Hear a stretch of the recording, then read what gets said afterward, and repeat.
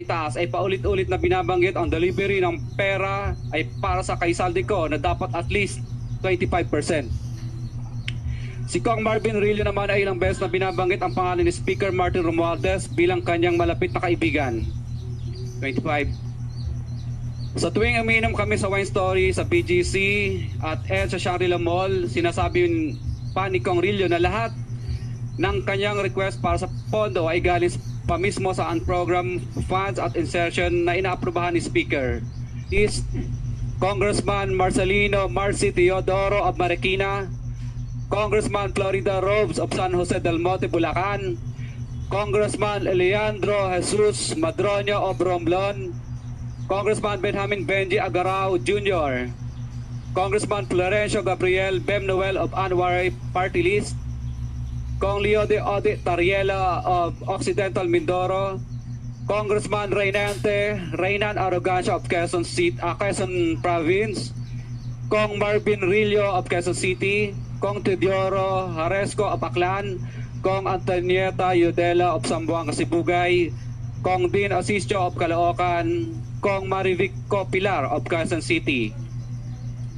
21. Mayroon ding mga kinatawa ng ilang politiko na nakikipagtakbo sa amin upang manghingi ng porsyento kapalit ng mga porsyento ng mga proyekto. Ang mga porsyentong ito ay 25% ay ipinipilit sa amin bilang karaniwang kalakaran na wala akong kakainang tanggihan. Ilan sa kanila ay sina Regional Director Eduardo Virgilio of DPWH Region 5, Director Ramon Ariola III of Unified Management UPMO, District Engineer Henry Alcantara, DPWH Bulacan First, Undersecretary Robert Bernardo, District Engineer Aristotle Ramos of DPWH Metro First, Pasig City, District Engineer Manny Bulusan of DPWH North, Manila Deo, District Engineer Edgardo Sipingol of DPWH Bulacan Subdeo, District Engineer Michael Rosaria of DPWH Quezon Second Deo.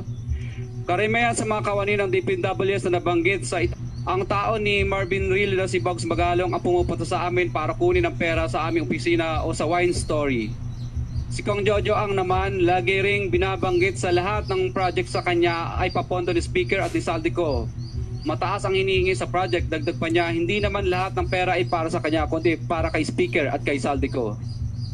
Sa lungsod ng Pasig naman, lumapit sa akin ang DPWH Project Engineer na si Angelita Garucha para kolektahin ang parte ni Kong Roman Romulo sa flood control projects noong 2022. 28, number 28. Pagdating ng 2025, si District Engineer Aristotle Ramos ang sumunod na nagpakilala na bagman ni Kong Roman Romulo kung saan 30% ang kanyang hiningi ay para kay Kong Roman Romulo. Sinabihan ko kay D.E. Ramos na masyado namang mataas, ngunit sinabi niya na walang magagawa dito dahil pondo ito galing sa unprogrammed funds at insertion galing sa taas. Sa ilang pagkakataon, ang mga politiko na personal na inabutan ng halaga ayon sa hinihingi nilang porsyento mula sa proyekto. Ang pagbabayad na ito ay hindi naman kagustuhan kundi isang hakbang na ginawa namin dahil sa matinding panggigipit.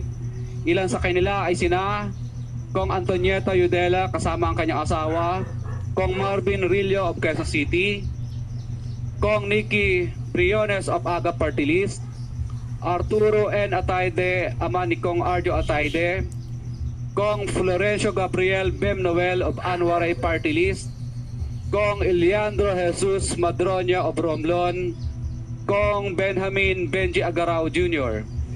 Pagamat naging matinding pagsubok ang kabawasan ng pondo na nakalaan sa proyekto, pilit at matapat naming sinusunod ang bawat espesifikasyon na nakasaad sa Program of Works na nakasaad sa proyekto ng DPWH.